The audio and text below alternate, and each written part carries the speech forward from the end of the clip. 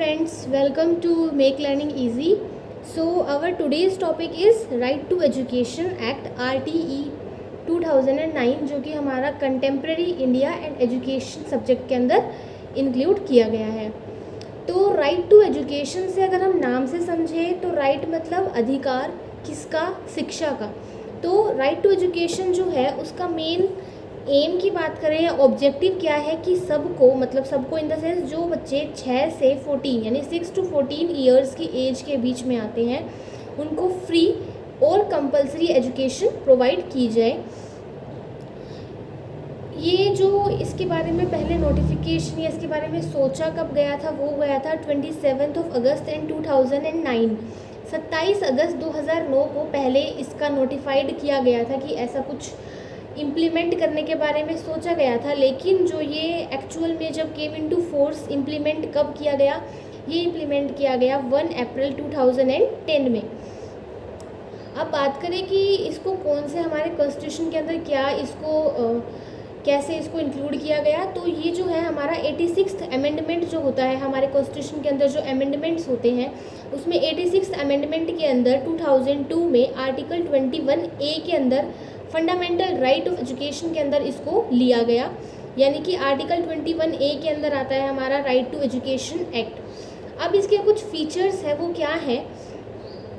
इसका फीचर ये है कि जो स्टेट है वो रिस्पॉन्सिबल होगी किसी भी बच्चे का एडमिशन कराने में, जो कि उसकी 6 to 14 ईयर्स वाले जो एलिमेंट्री एजुकेशन का पीरियड है उसमें बच्चे का स्कूल में एडमिशन कराने की रिस्पॉन्सिबिलिटी किसकी होगी? स्टेट की होगी। कोई भी बच्चे को, किसी भी बच्चे को किसी भी आधार पर एडमिशन देने से मना नहीं किया जाएगा, भले ही वो उसके फाइनेंशियल बैरियर हो या फिर वो किसी वीकर सेक्शन से आता हो और वो कोई सा भी अदर रीज़न हो, कोई भी डिस्क्रिमिनेशन नहीं होगा।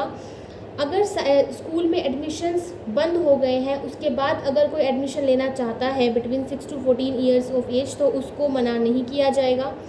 एडमिशन टेस्ट नहीं कंडक्ट किए जाएंगे। एक और चीज़ इसमें इंक्लूड की गई है कि स्कूल को रिकॉग्निशन लेना बहुत ज़रूरी है, मतलब जो मान्यता प्राप्त स्कूल होते हैं वो जो स्कूल होते हैं उनको मान्यता प्राप्त करनी ज़रूरी होती है, और अगर वो ऐसा नहीं करते या फिर वो बिना रिकॉग्निशन के अपने स्कूल को चलाते हैं तो उन पे 1 लाख की पेनल्टी लगती है।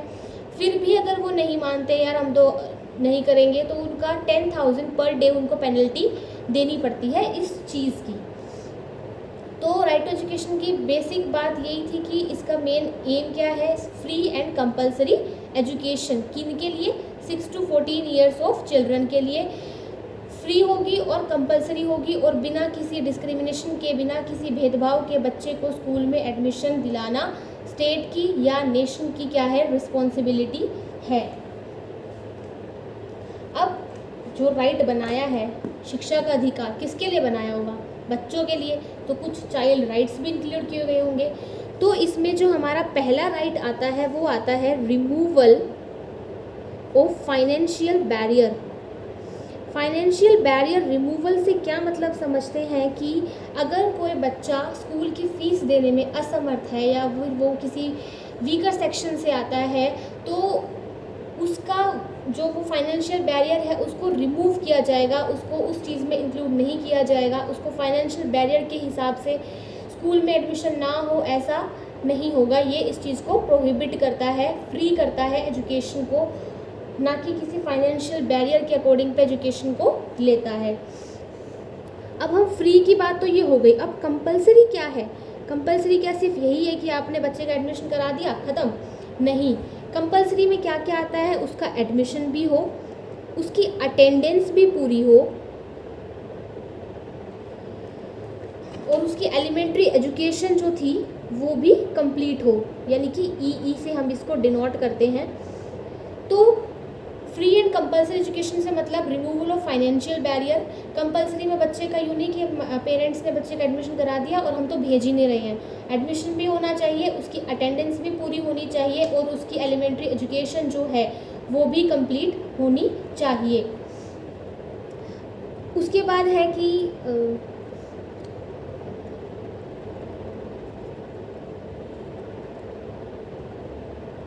कोई भी बच्चे को नो चाइल्ड shall be एब्यूज्ड, किसी भी बच्चे को साइकोलॉजिकली या साइकोसेक्सुअली किसी भी आधार पे उसको एब्यूज़ नहीं करना जाना चाहिए। यूँ नहीं कि तू इस कैटेगरी से आते हो या आप इस कैटेगरी से बिलोंग करते हो, या फिर उसके कलर को लेके, उसके कास्ट को लेके उसको फेल बोलना, उसको स्कूल से निकाल देना, तो ये सब आप यूज़ नहीं करोगे।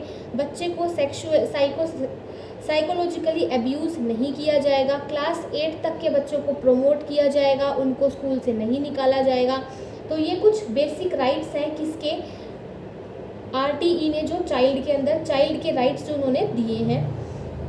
मेंटल हरासमेंट को प्रोहिबिट करता है ये एक्ट, कि बच्चे को किसी भी तरीके की मेंटल हरासमेंट ना दी जाए जब तक वो अपनी एलिमेंट्री एजुकेशन कंप्लीट कर रहा है। मेंटल हरासमेंट तो कभी भी नहीं दी जानी चाहिए, लेकिन इस राइट के अकॉर्डिंग मेंटल हरासमेंट भी प्रोहिबिट होती है। अब अगर भाई चाइल्ड के कुछ राइट्स हैं तो टीचर के भी कुछ होंगे। टीचर का भी तो रोल है ना एजुकेशन में। तो टीचर्स का क्या है कि जो क्वालिफिकेशन होगी टीचर की, या जो टीचर अपॉइंट किया जाएगा वो किस बेसिस पे अपॉइंट किया जाएगा, कि जो सेंट्रल गवर्नमेंट ने एक क्राइटेरिया सेट किया हुआ है। अगर मैं बेसिक बात करूँ तो अगर हम अपने गवर्नमेंट स्कूल्स की बात करते हैं या मे बी प्राइवेट स्कूल्स की भी बात करते हैं, तो उनका एक क्राइटेरिया है कि आपको सीटेट क्वालिफाई होना चाहिए। तो ये क्या है, एक क्वालिफिकेशन है किसकी, अपॉइंटमेंट की, किसके लिए, टीचर्स के लिए। तो वो एक टीचर को फुलफिल करनी चाहिए। टीचर को एकेडमिक रिस्पॉन्सिबिलिटीज़ अपनी हैंडओवर अच्छे से करनी चाहिए, अपनी रिस्पॉन्सिबिलिटीज़ को वो अच्छे से फॉलो करे। प्राइवेट ट्यूशन्स ना दे, ये आरटीई ने साफ साफ बोला हुआ है कि किसी भी प्राइवेट स्कूल के टीचर्स को या मे बी किसी भी टीचर को प्राइवेट ट्यूशन्स देना अलाउड नहीं है। उसके बाद हम बात करें कि इंफ्रास्ट्रक्चर कैसा होना चाहिए। टीचर हो गए, बच्चे हो गए, अब स्कूल में वो पढ़ रहे हैं, जहाँ पे वो पढ़ रहे हैं वहाँ का एनवायरनमेंट कैसा होना चाहिए। आरटीई उसके बारे में क्या बोलता है, आरटीई बोलता है कि सेपरेट टॉयलेट होने चाहिए, किसके लिए, बॉयज़ के लिए एंड गर्ल्स के लिए सेपरेट टॉयलेट होने चाहिए। सेकंड वो क्या बोलता है, एक टीचर के लिए कम से कम एक क्लासरूम तो होना ही चाहिए, 1 classroom for 1 teacher. Drinking facility जो होगी वो क्लीन और हाइजीन होनी चाहिए। प्लेग्राउंड्स अवेलेबल होने चाहिए बच्चों के लिए। लाइब्रेरीज अवेलेबल होनी चाहिए स्कूल में। और जो स्कूल की फेंसिंग है वो प्रॉपर बाउंड्री से होनी चाहिए। तो ये तो बात हुई किसकी, इंफ्रास्ट्रक्चर की। अब अगर हम स्कूल की बात करें कि स्कूल किस तरीके से डिज़ाइन होना चाहिए चाइल्ड राइट टू एजुकेशन के अंदर, तो स्कूल में है कि कोई भी कैपिटेशन फ़ी नहीं होनी चाहिए, यानी कि कैपिटेशन फ़ी का इन्होंने प्रोहिबिशन किया है। कैपिटेशन फीस क्या होती है कि स्कूल ने अगर कोई गवर्नमेंट ने कोई लेवल सेट किया हुआ है कि इस क्लास के बच्चे के लिए सिर्फ इतनी ही फ़ी है, लेकिन कई बार क्या होता है प्राइवेट स्कूल जो होते हैं वो फ़ी को इंक्रीज़ करके लेते हैं, तो वो आपकी होती है कैपिटेशन फ़ी। तो कोई भी स्कूल कैपिटेशन फ़ी किसी भी पेरेंट से नहीं ले सकता। उन पे क्या होगा, अगर वो कैपिटेशन फ़ी लेते हैं तो उन पे 10 टाइम्स की पेनल्टी लग जाती है। कोई भी स्कूल विदाउट रिकॉग्निशन के नहीं होना चाहिए, ठीक है। उसको जो एक स्टैंडर्ड नॉर्म्स हैं जो फुलफ़िल करने चाहिए, जैसे हमारे में है सीबीएसई से रिकॉग्नाइज होना चाहिए या आईसीएसई जो भी बोर्ड्स हैं, तो क्या होगा रिकॉग्निशन जो होगा वो स्कूल का होना चाहिए।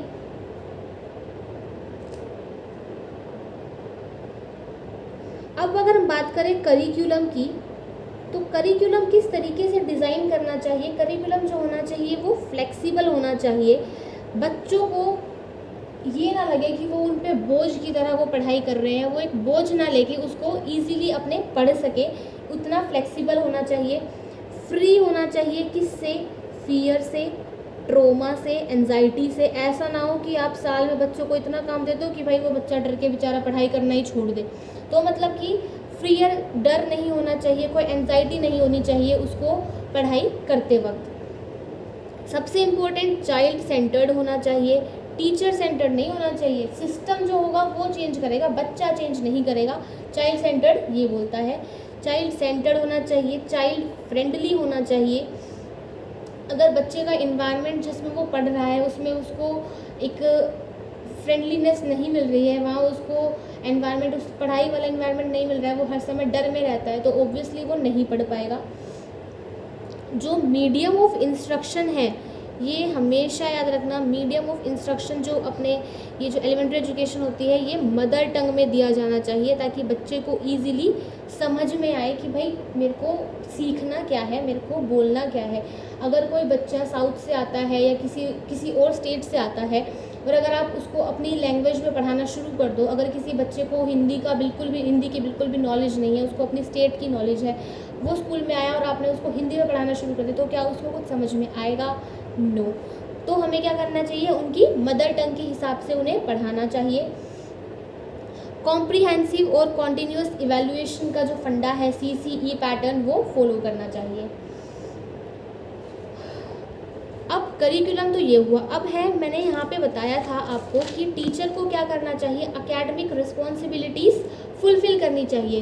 तो टीचर की एकेडमिक रिस्पॉन्सिबिलिटीज़ क्या होती है भाई, क्या करना चाहिए टीचर को कि ऐसे वो राइट टू एजुकेशन के अंदर, ताकि वो उस क्राइटेरिया को फुलफिल कर सके। एकेडमिक रिस्पॉन्सिबिलिटी ऐसा क्या करे वो? तो पहली बात तो ये कि वो रेगुलरिटी मेंटेन रखे क्लास के अंदर, पंक्चुअलिटी मेंटेन रखे। इसका मतलब ये नहीं बच्चों को डांट पीट रहे हैं या बच्चों को मुर्गा मुर्गी बना रहे हैं, नो। रेगुलरिटी और पंक्चुअलिटी मेंटेन रखे, स्कूल्स प्रॉपर अटेंड करे, टीचर्स भी, ऐसा नहीं टीचर ही हफ्ते महीने गायब है तो बच्चा कैसे ही पढ़ेगा। अपने पूरे करिकुलम को, जो भी उनका सिलेबस है, उसको टाइम पे फिनिश करे। रेगुलर PTMs अरेंज करें, ताकि बच्चे और जो पेरेंट्स हैं और जो टीचर्स हैं उनको पता हो कि जो स्टूडेंट है या जो चिल्ड्रन है वो घर पे कैसे कर रहा है, वो स्कूल में कैसे कर रहा है। टीचिंग एड्स का यूज़ करें। टीचिंग एड्स में आपके डिफरेंशियल इंस्ट्रक्शन की अगर हम बात करते हैं तो बच्चे की नीड के अकॉर्डिंग उसको पढ़ाना चाहिए। यूँ नहीं कि अपने सहूलियत के हिसाब से उन्होंने पढ़ा दिया लेकिन बच्चे को तो कुछ समझ ही ना आए, तो बच्चे की नीड के अकॉर्डिंग उनको इंस्ट्रक्शन देने चाहिए।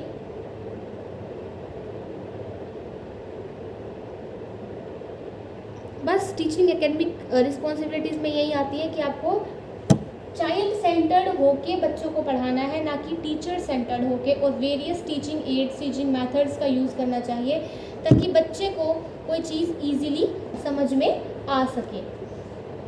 अब इसमें एक और चीज़ जो इन्होंने इन्वॉल्व की है वो है कि प्यूपिल टीचर रेशो कितना होना चाहिए। प्यूपिल टीचर रेशो की बात करें तो प्यूपिल मतलब स्टूडेंट, टीचर मतलब शिक्षक।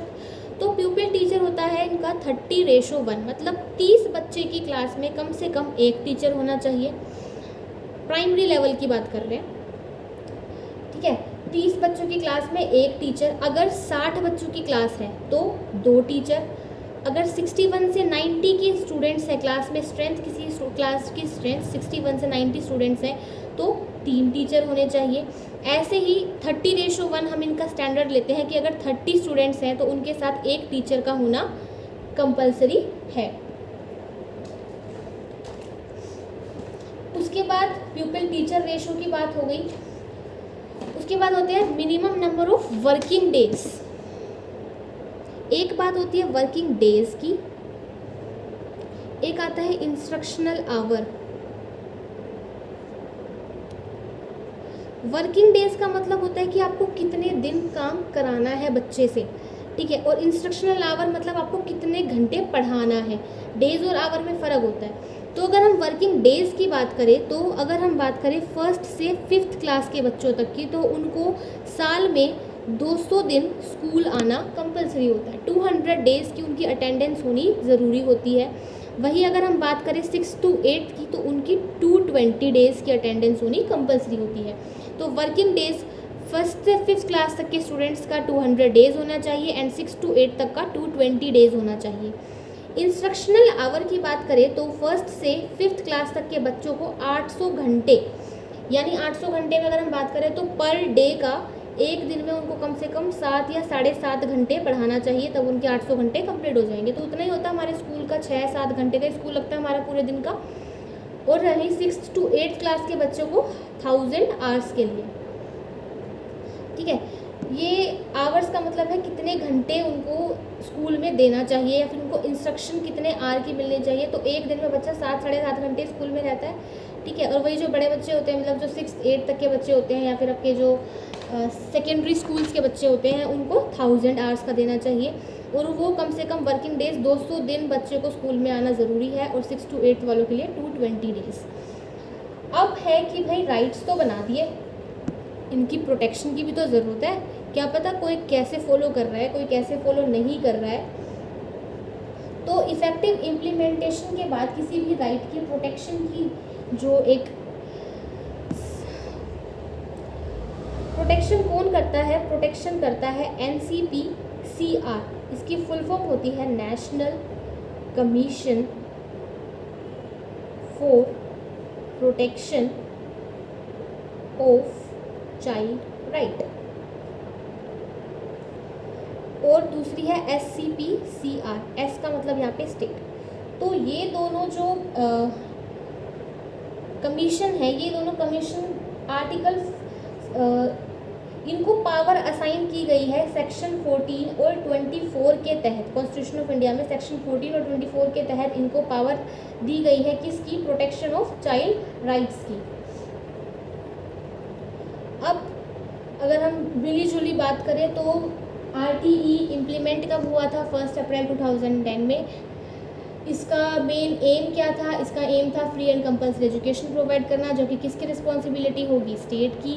चाइल्ड के राइट्स हमने पढ़े कि किसी भी बच्चे को धमकाना डराना नहीं है, उसको फाइनेंशियल बैरियर रिमूव करना है, सबको free and compulsory education provide करानी है, कोई कैपिटेशन फीस नहीं देनी है, टीचर को अपना करिकुलम फ्लेक्सिबल मेथड से पढ़ाना होगा, करिकुलम चाइल्ड सेंटर्ड होना चाहिए, इंफ्रास्ट्रक्चर चाइल्ड फ्रेंडली होना चाहिए। वर्किंग डेज जो होंगे 1 से 5 तक के 200 डेज एंड 6 to 8 तक के 220 डेज होने चाहिए। इंस्ट्रक्शंस आर की हमने बात की, हमने टीचर प्यूपिल रेशो की बात की। तो ये था हमारा RTE एक्ट 2009। होप ये एक्ट आप लोगों को क्लियर हो गया हो। इसके बाद हम और भी एक्ट्स जो हैं वो भी आगे कंटिन्यू करेंगे। And if you guys have any doubts then please comment section में बता दीजिएगा। Thank you.